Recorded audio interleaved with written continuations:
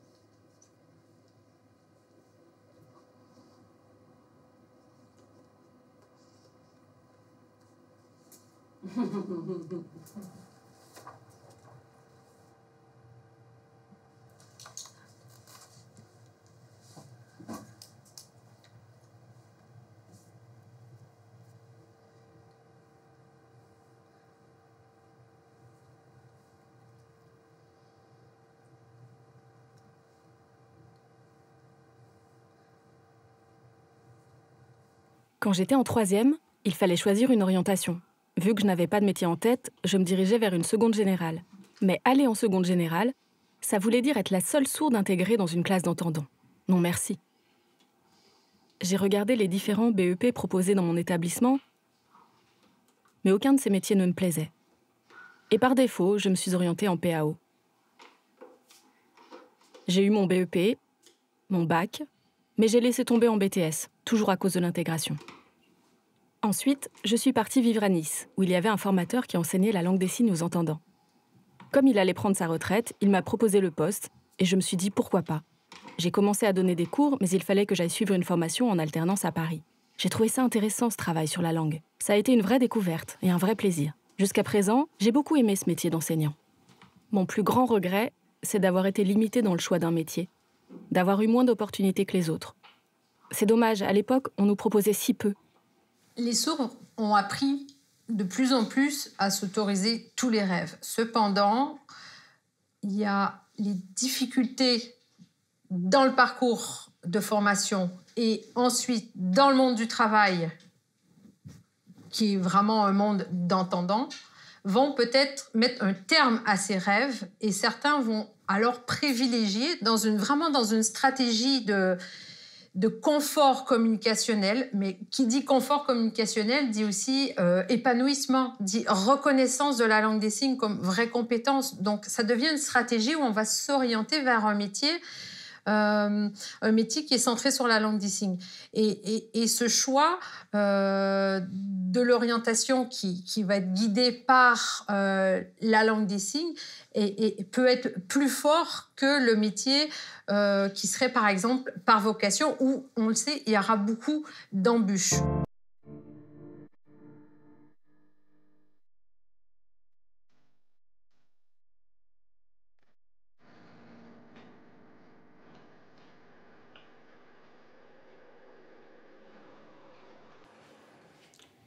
J'ai exercé plusieurs métiers dans ma vie. J'ai d'abord été technicien en maintenance pendant 6 ans. Ensuite, pendant 4 ans, j'ai été assistant d'éducation. Puis, pendant une courte période de 6 mois, j'ai travaillé en charpente. Et depuis 2-3 ans, je suis intermédiateur. Je sais ce que c'est de travailler avec des entendants. La vraie barrière, c'est la communication. La difficulté, ce n'était pas dans le travail, mais dans l'accès à l'information. Comme je suis sourd, je ne pouvais pas suivre les discussions et j'étais dépassé. J'étais obligé de redoubler d'efforts pour rester au courant. Sans information, comment montrer que j'étais autonome dans mon travail? Impossible. En plus, je ne savais jamais si ce que je faisais était bien ou pas. J'étais dans le doute en permanence. Pour moi, la pire période, ça a été ces 6 mois où tu travaillais en charpente. Quand tu rentrais le soir, tu étais vraiment en colère, énervé. Tu te sentais dévalorisé à cause des problèmes de communication. Tu ne comprenais pas et puis tous ces malentendus. Malgré tous tes efforts, à chaque fois que tu y retournais, ça se passait mal. Et face à cette colère, je me sentais coupable parce que moi, au travail, ma situation est confortable puisque j'enseigne en langue des signes face à des enfants sourds, alors que toi, ça n'allait pas du tout. J'étais démunie, je ne savais pas comment te soutenir. Heureusement que tu es partie au bout de 6 mois, sinon t'aurais craqué.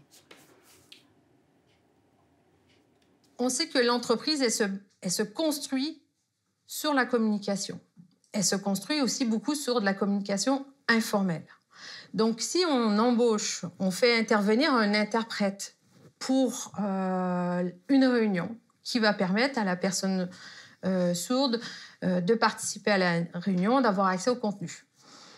L'interprète est là durant le temps de la réunion, à la pause café, là où il y a beaucoup de choses qui vont quand même continuer à se jouer. La personne sourde se trouve exclue de ce temps de communication informelle. Tout son statut professionnel se trouve à être diminué tout d'un coup, brutalement, et c'est très violent à vivre. Donc, certains sourds vont fuir une situation qui les rend tout simplement malades. Malades malades de non-reconnaissance, malades d'être constamment considéré comme un salarié de seconde zone, de ne pas être reconnu comme un professionnel compétent. Donc, c'est vrai, on peut parler de véritable fuite parce qu'il faut, en quelque sorte, sauver sa peau, c'est-à-dire se reconstruire en tant qu'individu. Un jour, une amie psychologue qui travaille dans le domaine de la santé m'a dit « Toi, tu pourrais devenir intermédiateur. Il y a une formation universitaire qui va ouvrir prochainement à Marseille. Vas-y. » La médiation, j'avais du mal à imaginer ce que c'était. C'était flou pour moi. Après son départ, j'ai réfléchi et j'ai décidé de m'inscrire. Et c'est comme ça que ça a démarré.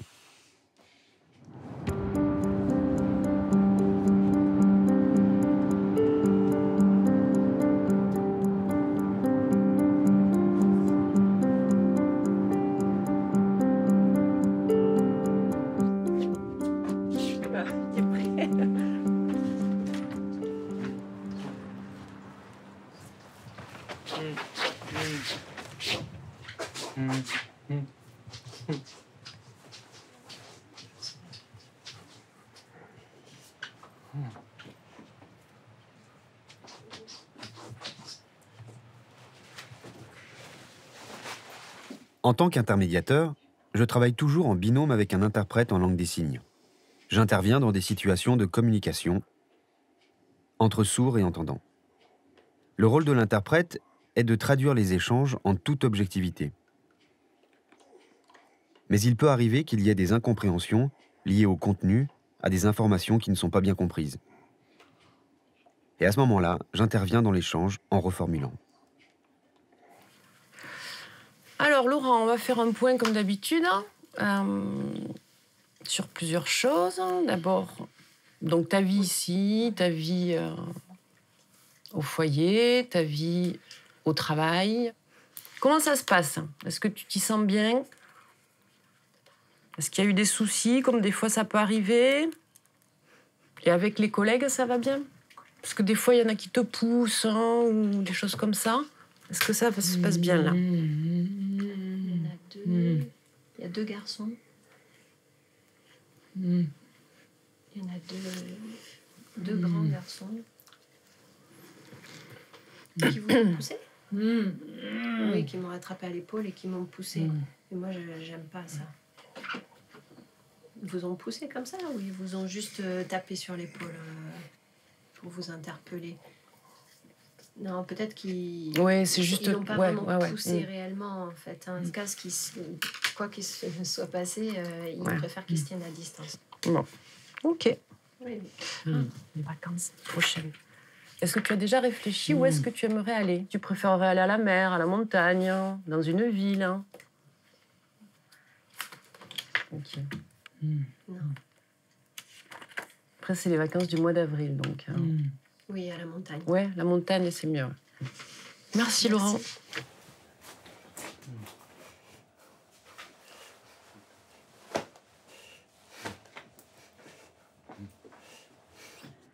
Depuis que tu es intermédiateur, tu vas 10 fois mieux qu'avant. Tu as développé ton potentiel. Tu n'es plus dans l'effort de la communication. Et du coup, ton énergie, tu peux l'utiliser à autre chose. Ce métier a permis aussi de révéler un autre visage, celui d'un Jérôme combatif, qu'on ne voyait pas avant, parce que tu n'avais pas d'énergie pour militer. C'est un nouveau Jérôme que je vois aujourd'hui.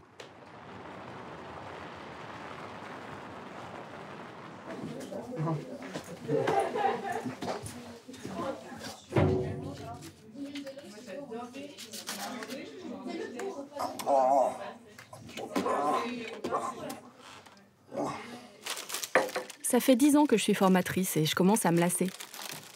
J'ai envie de changer de métier. Pourquoi ne pas intégrer le monde du travail avec des entendants ? Vous avez déjà travaillé avec des entendants. Moi, je ne l'ai jamais fait. Je sais pas, dites-moi. J'ai travaillé 7 ans avec des entendants dans différentes entreprises, plus ou moins grandes. Dans la dernière, où je suis resté 5 ans, sur le plan de l'évolution professionnelle, je stagnais. D'autres, arrivés après moi, évoluaient très rapidement parce qu'ils avaient accès à la communication. Ils allaient aux réunions, etc. Pour eux, ça allait. Et moi, je faisais mon travail, mais bon, pas de promotion. Je ne pouvais pas continuer comme ça pendant 20 ans. C'était impossible. Alors j'ai décidé de changer de voie et d'aller travailler dans le milieu sourd. Et dans ce milieu, j'ai choisi de devenir formateur. Est-ce que ça vous paraît fou que je veuille travailler dans le milieu des entendants ? Vous pensez que c'est une erreur ou au contraire, vous pensez que je dois y aller ? C'est quoi votre avis ? Moi, j'ai commencé par travailler avec des entendants, puis dans le milieu des sourds. J'évolue bien, je m'y épanouis, mais j'ai pas vécu l'inverse. Passer du milieu sourd au milieu entendant. Donc je peux pas dire. Grâce à ton parcours et ton expérience, tu seras peut-être plus à même d'appréhender ce monde-là et t'y sentir à l'aise. Enfin, je sais pas. Pourquoi j'ai décidé de faire le grand saut ? Peut-être parce que je ne veux plus me laisser porter par un long fleuve tranquille. Que j'ai envie d'en sortir, de me mettre au sec. Et juste là, il y a aussi une forêt où tout est possible et ça m'attire. Parce que le fleuve, si vous voulez, c'est le monde des sourds. Et nous, les sourds, on s'y sent bien. Cette forêt, c'est le monde des entendants. Il offre tellement d'opportunités. Ça donne envie.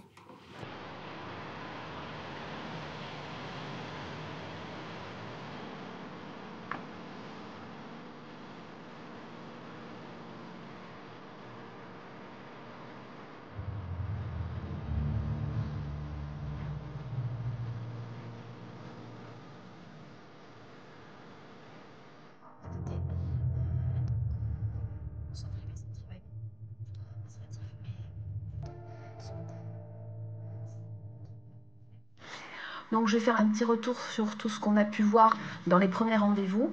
Et puis on va pouvoir du coup maintenant vraiment attaquer la phase au niveau des pistes professionnelles qui ont émergé la dernière fois. Est-ce que ça vous convient comme ça ?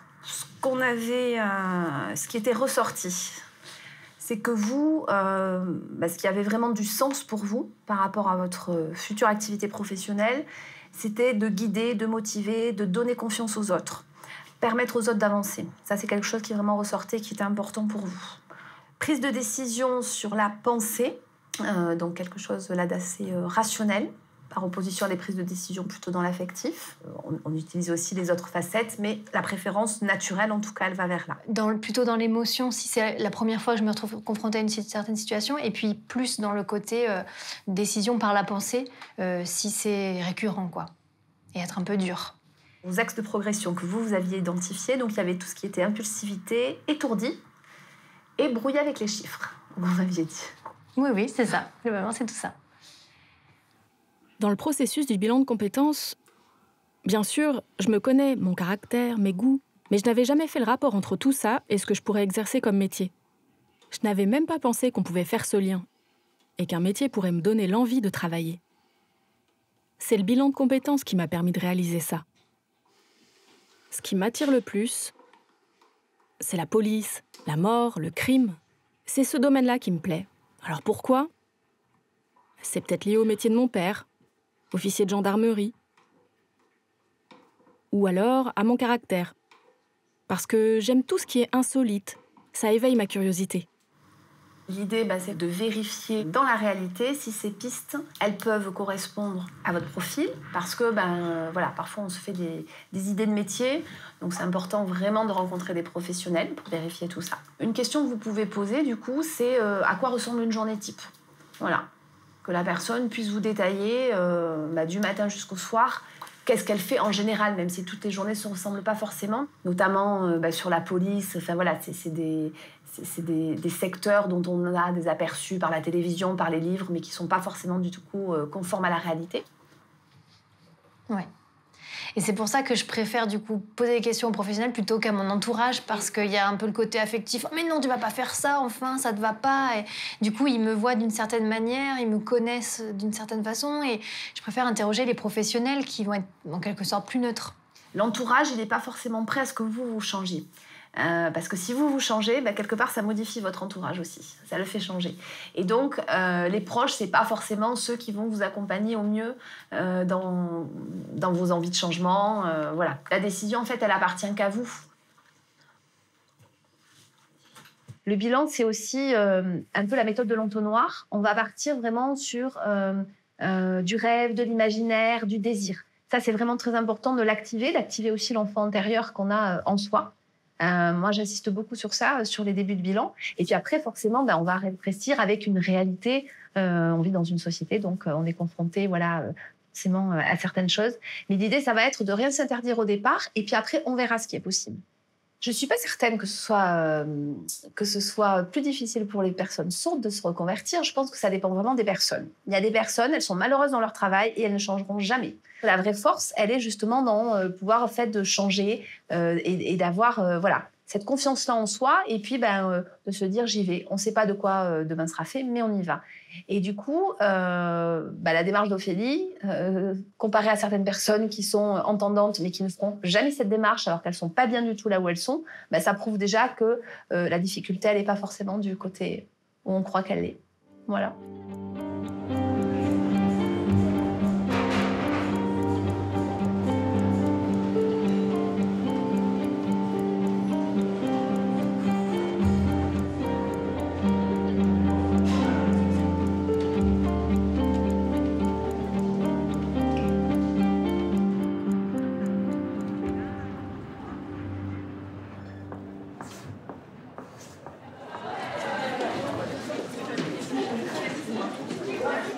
La convention collective publique dit qu'on ne peut pas monter sur scène, présenter un spectacle, si avant, on n'a pas répété au moins 4 semaines.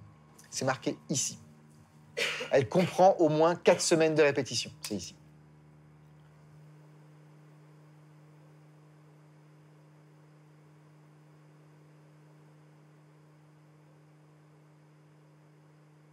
Le mot répétition désigne du travail qui se passe sur le plateau. Mais le travail de traduction du texte, ça c'est autre chose. Sauf si le travail de traduction se passe avec les comédiens et dans un processus qui peut rentrer dans la partie répétition. La langue des signes est particulière là-dessus.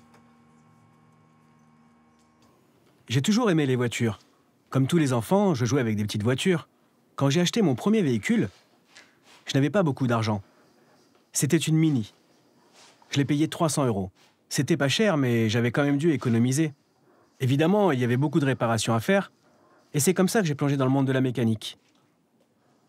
J'aime beaucoup la mécanique, oui. Mais en même temps, dans le milieu professionnel, on travaille à la chaîne. Et c'est ce qui a amoindri ma passion. Alors je me suis dit, qu'est-ce que je pourrais faire d'autre? Abandonner mon métier? Au bout de 20 ans d'expérience? J'avais tout un réseau, des connaissances, des amis. C'était quand même une décision difficile à prendre. Et puis, que faire d'autre? J'aimais déjà le dessin. L'art en général. Mais pour moi, c'était pas viable. Il n'y avait pas de sécurité financière, surtout par rapport à mon métier de mécanicien où je gagnais ma vie. Un jour, Martin Cross, qui animait des ateliers de théâtre les lundis soirs à Toulouse, m'a proposé d'y participer. Il trouvait que j'avais du potentiel, que j'étais très expressif. Moi, le théâtre amateur, ça me disait rien. Je n'y voyais pas de perspective professionnelle. Puis, s'est créée l'école de théâtre universel. J'y réfléchis. Ce n'était pas un choix évident. J'en ai parlé avec ma famille qui m'a soutenu, encouragé. Et c'est ça qui m'a conforté dans ce changement de voie. Depuis 2 ans, je suis tellement à fond dans le théâtre que j'en ai oublié le monde de l'automobile. En juillet 2019 a eu lieu le Congrès mondial des sourds. On a joué le spectacle d'ouverture devant 2000 personnes. La Provence, fait de Paris un petit faubourg de Valence et la banlieue de Saint-Paul-de-Vence.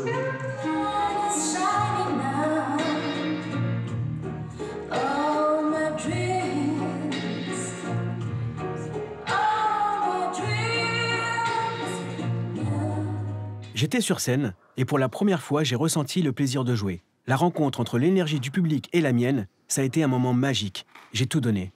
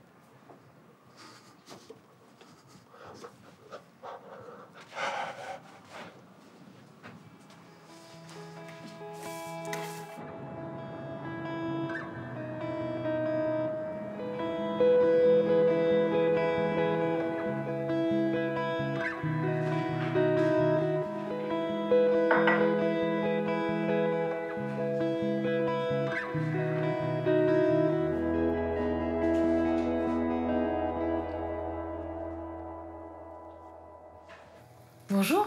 Bonjour. Bonjour, je suis ravie en tout cas de vous rencontrer.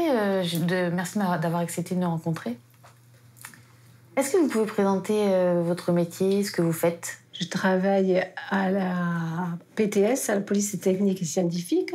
Mon service particulièrement est le service de l'informatique et des traces technologiques. Ça consiste à quoi? Si tu veux, à remonter toutes les données qu'on peut trouver sur des supports numériques. Voilà, ma partie consiste à ça. D'accord. Dans la police scientifique, moi, ce qui m'intéresserait davantage, ce serait d'être sur le terrain, relever des indices sur des scènes de crime ou de vol, etc. Mais est-ce que vous pouvez aussi m'expliquer la journée type des personnes qui travaillent dans cette équipe? C'est suivant l'affaire qui peut y arriver. Par exemple, il y a 2 meurtres. Les officiers vont sur les lieux, c'est eux qui sont maîtres de la scène de crime. D'où là, ils vont prendre leur temps pour relever toutes les traces et indices. D'où la journée peut commencer à 5 h du matin et finir à minuit. Ils vont rentrer dormir 2 ou 3 heures et repartir le lendemain non-stop toute la journée. Tu vois ? Est-ce que vous avez déjà vu des sourds dans les différents services dont vous m'avez parlé? L'idée d'aller sur le terrain, est-ce que vous pensez qu'un sourd pourrait se rendre sur le terrain? Alors, en police technique et scientifique, à ma connaissance, je n'ai pas vu de sourds, mais pourquoi pas? Après, aller sur le terrain avec une personne sourde, je pense qu'elle pourrait faire tout à fait le travail. Après, le problème, ce sera peut-être l'interprète. L'idée d'un interprète, je pense que ce serait davantage lors de réunions ou d'échanges à plusieurs où on aura besoin d'interprètes sur le terrain. Je pense qu'on peut se débrouiller sans. Il n'y aura pas besoin d'avoir un interprète régulièrement. Non. Je ne suis pas si sûre que toi, parce que quand tu vas prélever, il faut que quand même tu aies l'officier de police judiciaire avec toi. Toi, tu vas lui dire, mais ça, c'est pertinent de le prendre. Lui va te dire, mais non, je ne veux pas le prendre. Et toi, tu vas lui dire oui, parce que ça peut m'amener quelque chose. D'où l'interprète, quand même, tu vas plus ou moins être obligé de l'avoir. Tu as aussi comme inconvénient, c'est que tu te trouves confronté à des scènes bien particulières. Tu as face à toi des cadavres, tu vas à des autopsies, surtout en tant que légiste, d'où tu es confronté à la mort régulièrement. Ça peut être un inconvénient. C'est peut-être pas facile à supporter aussi, parce que tu as des adultes, mais tu peux avoir des enfants, tu peux avoir des bébés, et c'est pas toujours évident.